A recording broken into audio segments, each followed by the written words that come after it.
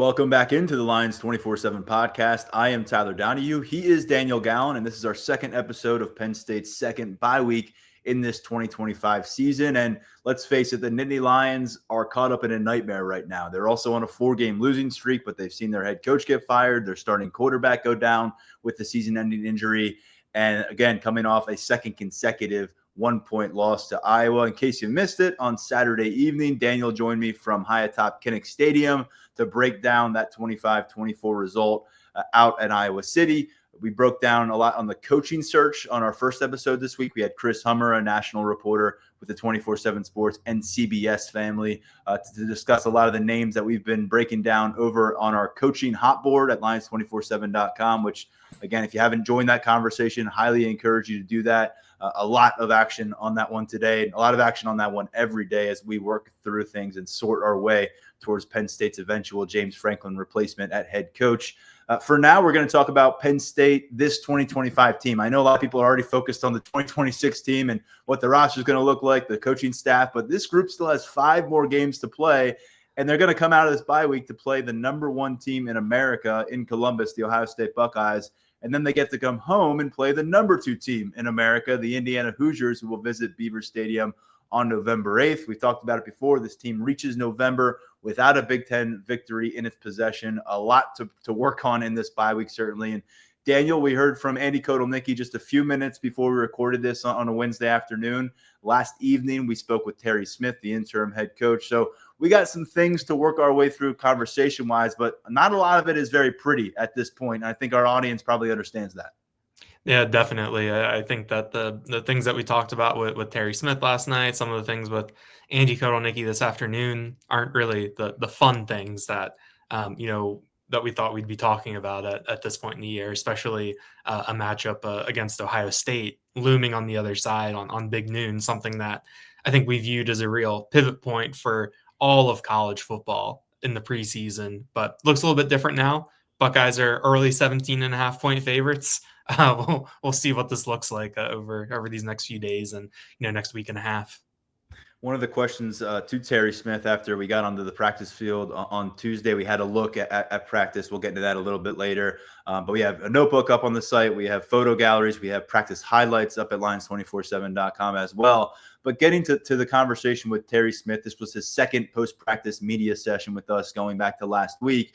And he was asked, is he concerned about this team quitting? Which I think is a valid question. We saw them show fight against Iowa. He showed a lot of fight in some of his commentary to the TV broadcast team before and during the game. But ultimately, it was another stinging loss at the end where they lost the late lead. Terry Smith, I want to give this entire quote because he had a pretty long answer to the team quitting notion. He said, quote, "They don't have a choice if they want to play for me. Quit isn't in my vocabulary. We all have a job to do, and everyone's got to play to the end. You've got to give your soul. Things aren't going our way right now, but the only way to get out of the storm is to run through the storm, and we're going to run all the way through the storm until we get out of the storm. We'll come out, and the sun will shine on us, and we'll all be better for it." Look, Terry Smith is saying all the right things. I commend him for the work he has done in front of the camera, behind the scenes, some of the things we've heard about the last 10 days with a team that was largely an emotional wreck for much of last week. How concerned are you, Daniel, about this team's ability to get through not just the next couple of games against highly ranked opponents, but I mean, there's a month and a half left on the schedule, and we've talked about it. Bowl eligibility is slipping away from this team potentially. There's not that carrot on the end of the stick, and a lot of it's got to be internal motivation, pride, and what Terry said. Got to play. It's got to be in your soul at this point. Yeah, I mean, I think that it's definitely from the outside a concern, and I do appreciate Terry Smith taking the tack that he is taking when discussing his team and what comes next. For me, the concern moving forward isn't necessarily guys quitting. I know that it's easy to look at it from that angle, especially nowadays with NIL, guys having their interest at the next level, with the NFL looming, all those sorts of things. I mean, to me, it's more the emotional side of things and, keeping yourself up over and over again, for games like this. Like, I think about the last time I covered a college coach who got fired where, Maryland comes out that first game under an interim, played Penn State and Baltimore. It's a 1-point game and kind of a little bit of a back and forth type battle, really emotional sort of thing. Next week, they go out to Iowa, lay an egg, game that was 16-point loss, not that close. They come home the next week, play Wisconsin, another 7-point loss, back and forth, emotional ending. Then they go out to Michigan State the next week and get waxed. Like, I think that, you're looking at a team that it's really hard to, keep this emotional level up, when there is so much going on. And we know that, especially in this case, like in 2015, that team I covered, I think the locker room construction and how they felt about their coach was a little bit different than, what we're seeing right now with James Franklin. So that's just another layer onto it. So I do think that for me, it's more of like that perspective where, I don't necessarily see guys packing it up and, taking the ball, going home. I know that I wouldn't be surprised, like if that happens in a couple, cases here or there. That's just the way things are. But I think overall, the way that these guys are wired, and with Terry Smith stepping in, keeping some of the continuity, I don't expect to see like a team wide thing. Like it's going to be hard. But I just think that being at that high emotional level is difficult. And I also think this bye week comes at a really good time, where, like I said, it felt like last week was maintenance. Now they can get into the meat of things. Now they can reset. Now they can get ready to come back for that Ohio State game. I know I just rambled there, had a couple of things to touch on, but that's kind of what I've been thinking about after what Terry Smith said last night. And just to clarify something you said there before our audience interprets the wrong way, you're saying that this Penn State locker room was more broken up about their coach being let go than that Maryland locker room was to see their head coach let go, right? That's what we're saying there? Correct, yes. Yeah. And I'll just clarify one more thing. All due respect to that 2015 Terp squad, this team had national championship expectations. Yes. And I think about the 2022 class, obviously Drew Aller's done for his career now, but you think about Denai Dennis-Sutton, Zane Durant, Katron Allen, Nick Singleton, Drew Shelton. It's a long list of guys who've been impact players, multi-year starters. Before this, they had never experienced losing back-to-back games in their career. Now they're riding a 4-game losing streak, and boy, does this test a lot for this team internally, individually, from the coaching staff perspective. We'll get into some coaching staff perspective in a bit because we did hear from Andy Kotelnicki, as I mentioned. But as we continue to focus in on our trip to the practice field yesterday, we got on the field and only one half of the squad was out there with us. As we were walking through the gates, saw the offense shuffling its way into Haluba Hall. Started working our way down to Haluba Hall because you were on defense. I was on offense yesterday. We split up those duties on a week-to-week basis and noticed that all the doors were slammed shut, and checked in with the Penn State staffer. I was like, are they officially off limits for us today, the offense? And I got a yes in response to that. That's the first time I've encountered this in 9 years covering the team where, any portion of whether it's offense or defense is tucked away and out of our sight line. Later on after practice, I asked Terry Smith to lead off that press conference, what was the case there? What was the motivation? He said it was an install period. He mentioned it's a shortened practice, that they kind of modified things for a bye week, I guess. But ultimately, we did not get a look at the offense in practice, Daniel. So we have some questions there, and we asked a few of them to Terry Smith. One was kind of like, so what do you think about the offense this week? And he went right to something that I think probably would surprise some people. He talked about needing to get Nick Singleton more involved. We discussed in the postgame podcast how Katron Allen was finally in full command at running back, career high 28 carries. That's 7 more carries than he ever had in his career. Career high 145 rushing yards. He had 2 touchdowns on the night.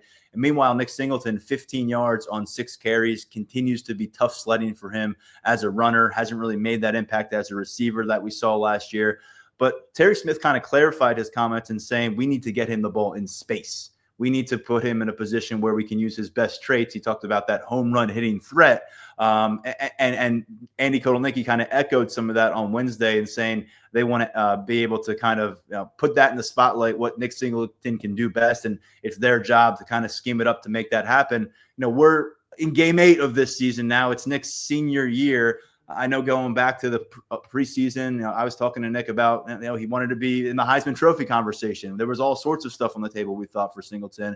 That breakaway ability, that home run threat that Terry Smith referenced has been so starkly missing so far this season. 16 yards is his longest run 13 yards is his longest run in Big Ten play. Against Iowa, against Oregon, against Northwestern, his longest run in those 3 games, 7 yards. So, Daniel, what do you make of this kind of, I guess, last-ditch effort to try to maximize Nick Singleton? His clock is ticking on his career here with the Nittany Lions, his college career. It hasn't turned out the way it has. Is there something to be hoped for at this stage with number 10? And I hate to phrase it that way, but based on what we've seen thus far, it seems like it's the Katron Allen show at running back moving forward, or at least it needs to be. But again, Terry Smith kind of hammered home to us that they see a need to get Nick Singleton involved, and specifically in space. Yeah, I think the key thing there is in space. Like, it wasn't just like a blanket, we need to get him more touches. I know that there is a sequence that I harped on a little bit at the end of the game where it's 3rd and 5 and you give a handoff to Nick Singleton up the middle and get one yard out of it. I think that those sorts of plays, like, you don't need to see those right now with Nick Singleton. But Andy Kotelnicki talked a little bit about getting him to the edges, getting him outside.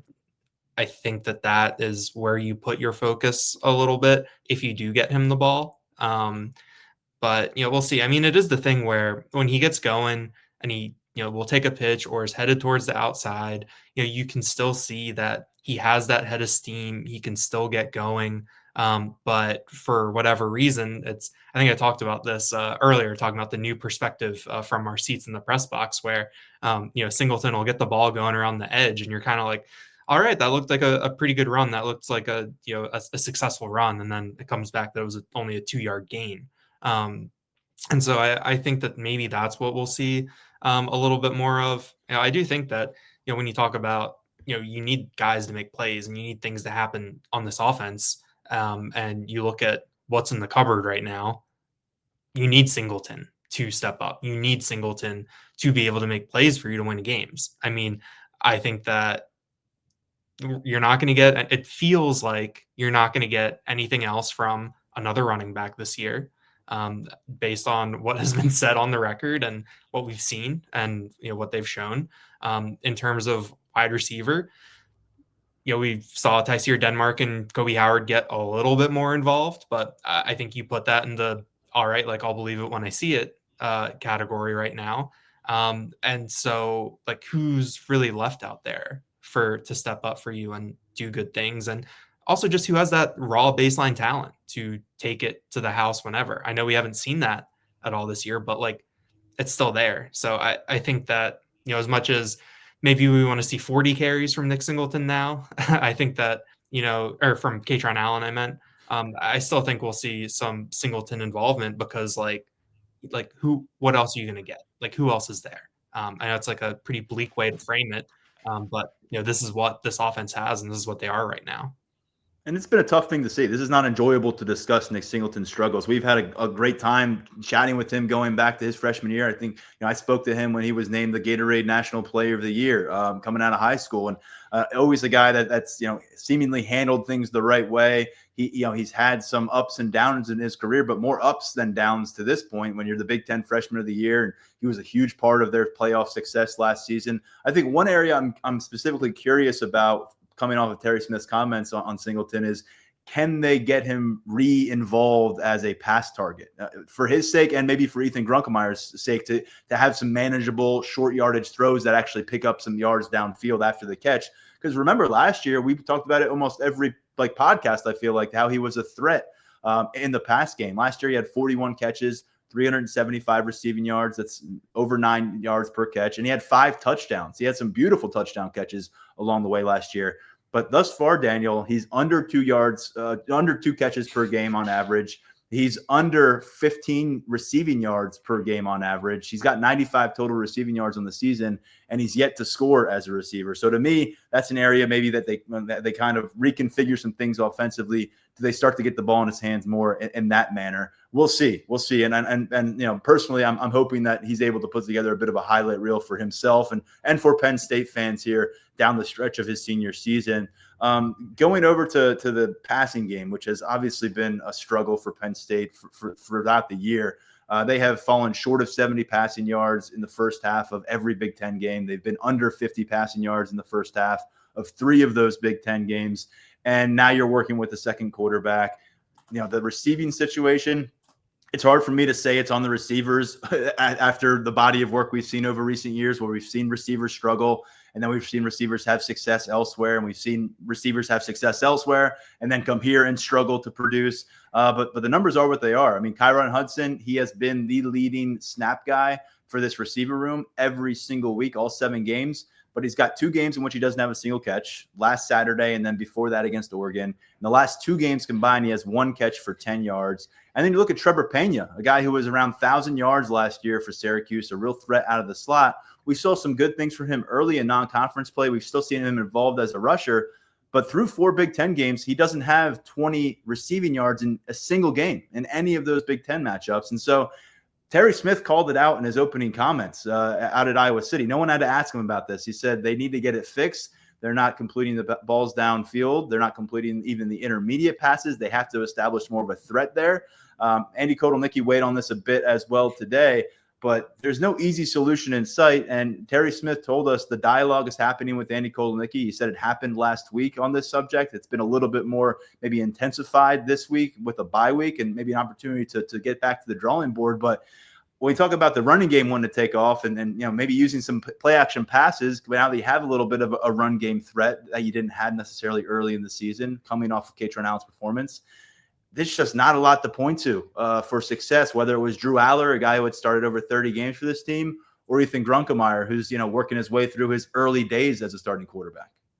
Yeah, I think that the passing game is probably going to be the thing that, when you get down to Ohio State, that is really going to be under the magnifying glass, especially when you have the contrast of what the Buckeyes have in that respect in terms of their quarterback and their pass catchers. But yeah, I mean, Andy Kotelnicki, you asked Andy Kotelnicki about this and gave him Terry Smith's quote. Was that you that did that, Tyler? I muted myself there. What was the question? You gave Terry Smith like the what, or you gave Andy Kotelnicki what Terry Smith said. Yeah. And I said this was something he brought up in his opening statement to us, and I gave him the quote. Yeah, and Kotelnicki didn't really give the most substantial answer. He leaned on the fact that when you're trying to utilize the passing game, there's 3 aspects that go into it, which is protection, throwing the ball, catching the ball. And then he said that there's a lot of different sub bullets that go under that in terms of how to make those things happen. And he said that when you're not doing one of those things well, that the other 2 get more difficult, and that the passing game as a whole struggles. I know that that's probably not the most satisfactory answer that a lot of people want to hear. I know that I don't really know what I was expecting to hear, but I don't think there's a magic bullet that they can bring out, or some real explanation that they can drop. But yeah, it's just kind of it's a bit of a baffler in terms of how that they've ended up in this point. I do think that the thing that stands out to me the most is that we haven't seen a deep passing game for a couple of years now on a consistent basis. I think that the flashes that you've gotten from Omari Evans in 2023 and early in 2024 have been pretty much it, outside of 1 or 2 Harrison Wallace plays. And so deep passing game, like, I'm not expecting that to show up right away. But what Smith said about the intermediate passing game, I mean, that really is what has stuck with me over the past couple days, because with James Franklin, it was always like, we're not going to throw it deep just to throw it deep. We're not going to do these things that are out of character. But intermediate passing game, I mean, that should be in your character. Like, that should be a really key part of your offense. And I think that Penn State has the pieces. They should be able to do all 3 of those things that Andy Kotelnicki brought up. At least passively for certain stretches of a game, and you just haven't seen that. So, I think Grunkemeyer had 3.8 yards per attempt coming out of Iowa. 93 passing yards, which on 28 attempts, pretty dismal mark. So I am curious what Penn State can do to maybe kick that into gear a little bit. And look, I look at that downfield passing, because I mean we've been bringing that up, and you're right. The intermediate stuff is scary because if you take away the downfield passing and the intermediate, you're left with everything around the line of scrimmage.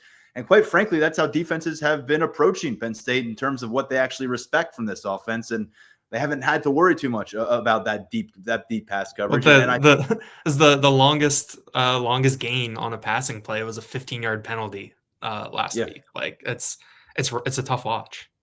And speaking of those downfield passes, according to Pro Football Focus, Penn State quarterbacks have attempted 17 passes beyond 20 yards through 7 games. That's 2.4 throws of that variety per contest.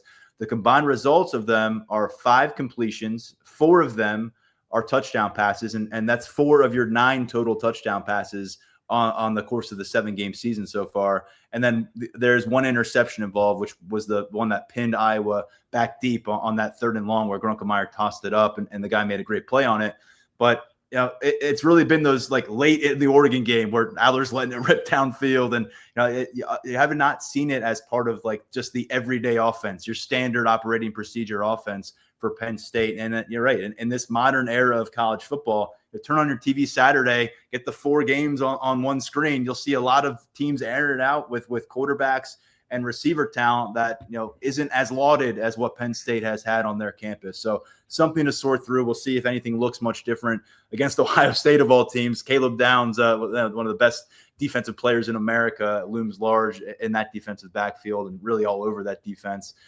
We do expect a significant change, I guess, in terms of personnel. We saw a little bit of it with Kobe Howard and Tyseer Denmark getting involved. It was 5 snaps for Kobe Howard. He had a 14-yard catch that moved the chains. It was only 4 snaps for Tyseer Denmark. But those snap totals alone against Iowa were more than either had accrued in the previous 5 games combined. So it's a step forward. And Terry Smith says, yes, we will see more of those guys. He talked about them essentially, being the kind of presences they need on the field right now. And I can't explain why it hasn't worked with veteran receivers. I don't necessarily think it's on them alone. It's obviously a systemic issue for this offense. But to me, that's one of the more fascinating things. I mean, we were just talking about watching a senior running back, try to make the most of his final 5 games in a Penn State uniform. These guys can be part of your long-term plans. Whoever the coach comes in, if you can get something generated with Tyseer Denmark and Kobe Howard and keep them out of the transfer portal, they could become key figures for you offensively for the next multiple seasons. So how curious are you to see what kind of run they get and to get a little bit more in front of us and on film? Yeah, I mean, I think that we're all really interested in seeing what they can do at this point, especially like last year as a true freshman. I think that we all wanted to see more Denmark. I think that we thought that there was a chance, but we also knew that his red shirt was being a little bit managed, and there wasn't as much buzz on him coming out of training camp. This time, like the buzz on Kobe Howard, I mean, he sounded like someone that was going to get greenlit, that was going to be firmly in the mix for playing time, in a rotational role, maybe going from just 3 guys to, maybe you'll have, 4, 5th, wide receiver, seeing, decent reps in that rotation.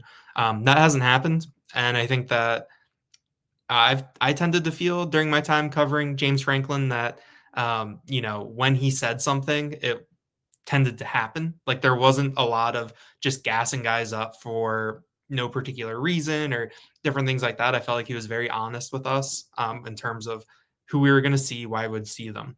And that just hasn't really carried over. So like I said earlier, it's a little bit of I believe it when I'll see it. Andy Kotelnicki was asked about Denmark and Howard today.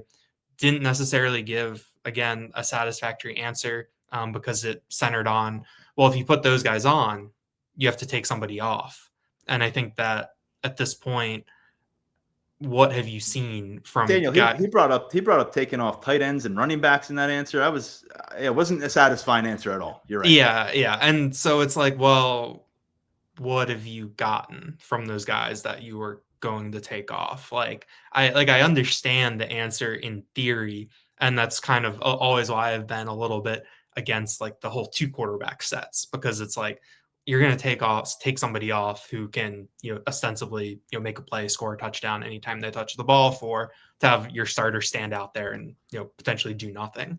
But in this case, like that answer, just, I was kind of like, that's why I'm in the very much like, all right, I'll believe it when I see it in terms of these guys getting run, these guys being substantial playmakers. I mean, it's something to look forward to for Ohio State. It's another thing to watch on that offense, but we'll see. I'm sorry, that's like I'm probably giving an unsatisfactory answer for some of our listeners and readers out there.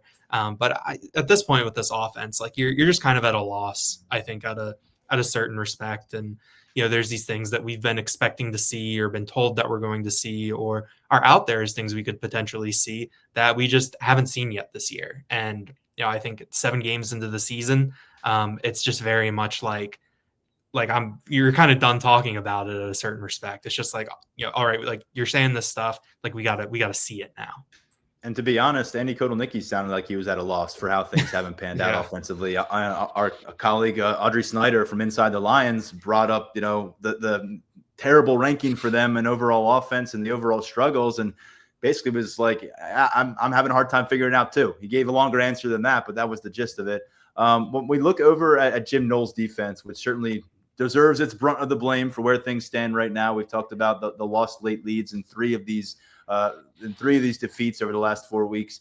Daniel, when you look at the defense, it's been hard not to note the complications that have been involved and the inability for guys to get on the same page. We've heard it from defensive linemen. We've heard about guys in the secondary trying to spend more time with Knowles to figure things out. Obviously, they don't trust any linebackers beyond Amari Campbell and Don DeLuca, aside from Keon Wiley and a few different run packages. But Terry Smith went as far on the record as we've heard in terms of where things stand. He said it's very complicated. He said it's pro-like. He said it'll be good for guys who want to get to the NFL because they'll know what it's like to have to be in a playbook like this. But he equated it to basically undergoing an educational experience and having to study for a math exam. I mean, this is 7-8 games in now to the season, Daniel. A lot of these dudes played a lot of Big Ten football in their careers. Many of them were key pieces in a playoff run last year. It has not worked out at all year one of the Jim Knowles process.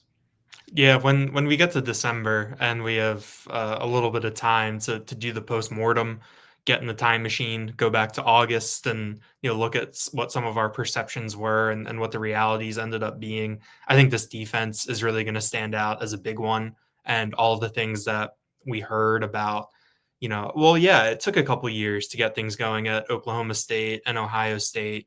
But this is a win now move. This is something that we are going to be ready. That Knowles knows what he's stepping into. Like the players know, and they're going to be ready to go. Like we're not going to have the ramp up that we've seen these past couple of years at Knowles' other stops. And I think that was something that I filed away. Like I noted it, but given what Penn State was returning and the type of talent that they had, and what we think about these players and the feedback we got directly from them. I think that we were in a position where, we thought that was going to be the case. And obviously it hasn't been there. It's one of those things that I think it was maybe after the UCLA game. That was really the first time that some of this stuff had really come out in terms of, what guys were saying in terms of it being complicated, guys not being up to speed, being on the same page. And that's really continued over these past 3 weeks. And like I said, probably a lot of people in Columbus reading those quotes and dialing up the "I told you so's," all of that. In my mentions, for sure. Yeah, and so I'm sure when you talk to Patrick Murphy next week, I'm sure that'll come up too. And so I think that you can probably make the case that there are some individual underperformances and maybe some individual struggles, but I think that it's been too systemic to pin it on someone underachieving. I think that you really have to look at this holistically, and it just hasn't worked the way that we thought it would. And I think that the hindsight is always 20/20, but that hindsight is really, really sharp right now. Yeah, you talk about big swings. This was a big swing and a miss based on the first 7 games. Not saying that Jim Knowles can't have success here if he's your long-term answer at defensive coordinator, but this was a team that was supposed to compete for a national title. And let's face it, they held Oregon to 3 points for like the first 40 minutes of that game. Everything seemed to be on track until it wasn't. Then you take Tony Rojas out of the equation. I've had some of our friends on the beat, some people on social media on the board suggest that maybe he just doesn't have the athletes, the talent. The cupboard's a little bit more bare than we thought it was. Maybe to an extent, I think we all clearly we overrated the talent level of this team based on what they're producing right now. But to me, if you guys have guys confused this deep into the season after you already had a month of preseason camp, 15 practices in spring ball, all the things they do on a daily basis in that building, there's a failure in development and coaching on that end, because athletes are great, but you need athletes to know where they're supposed to go and when they're supposed to be there. And right now, that doesn't seem to be the case for this defense. Just finishing up on the defensive conversation, we got some updates on a few defensive ends. Zariah Fisher was sidelined during the Iowa game, so he was watching most of it. Jalen Harvey was unavailable. He was announced as out before kickoff.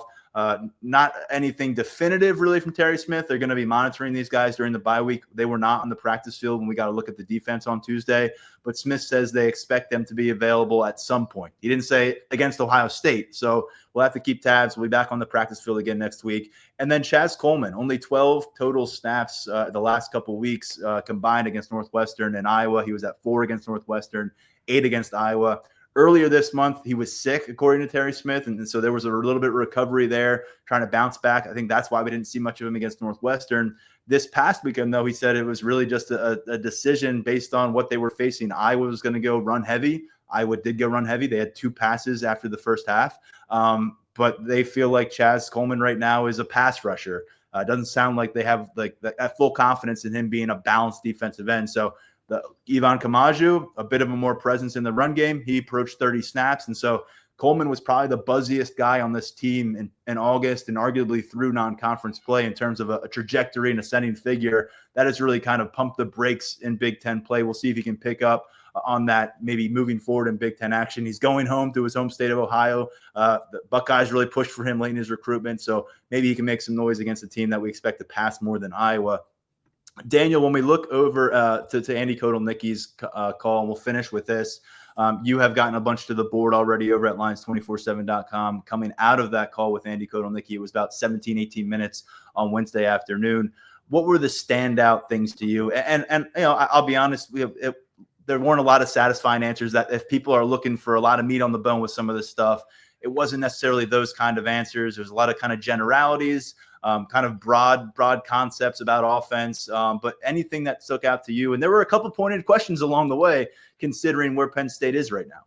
Yeah, I think with Kotelnicki, like if there were satisfactory answers, we probably wouldn't be in this situation not necessarily. But yeah, you bring up the pointed questions. You know, the one that came in at the very end, Avery Hill from the Daily Collegian asked Kotelnicki if he's considered giving up play calling duties, and then asked about if consulting different voices, things like that. Kotelnicki said he's not considering giving up play calling duties. That's not something that he's thought about. And then he leaned back on the fact that it's always collaborative every week when they put those game plans together.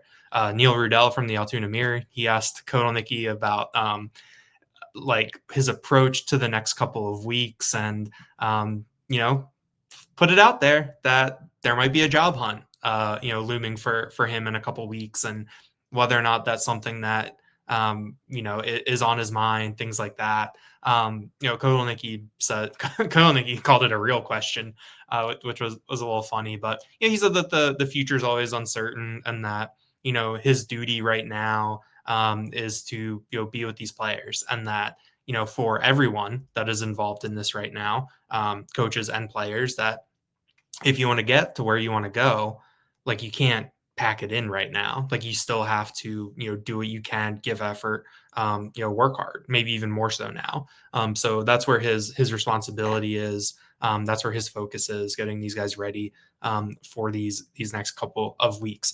Just one note on Chaz Coleman. I went back and pulled up the quote from Jim Knowles from the bye week, where he was asked about Coleman and that big start. And he said that his progress was going to have to come against the run game, and that he could pass rush against everybody, but it was going to come down to what he could do in the run game. And so I think that, viewed through that lens, that playing time split, I think, should make a little bit more sense now.